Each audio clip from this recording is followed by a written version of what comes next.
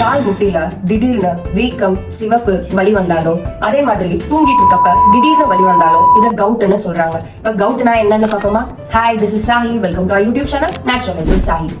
Uric acid உடம்புல அதிகமா இருக்கிறதா கவுட்னு சொல்றாங்க. நம்ம சாப்பிடக்கூடிய ஃபுட்ல இருக்கக்கூடிய பியூரினை பாடி யூரிக் ஆசிடா கன்வெர்ட் பண்ணுது.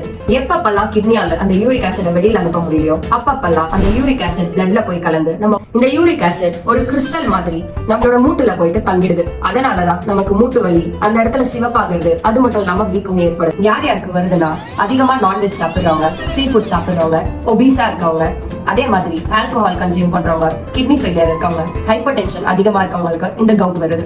காலோட பெருவிரல்ல வலி அதிகமா ஏற்படும், சிவப்பு, வலி, வீக்கம் ஏற்படும். இது மட்டும் இல்லாம குதிகால், முழங்கால், கை மூட்டுகளிலும் வலிகள் ஏற்படும். இரவு நேரங்கள்ல தாங்கிக்க முடியாத வலி ஏற்படும். இதுதான் கவுட்கான அறிகுறின்னு சொல்றாங்க. எதை பண்ணா கவுட் குறையணும், எதை பண்ணக்கூடாதுன்னு நான் பார்ட் 2ல சொல்றேன்.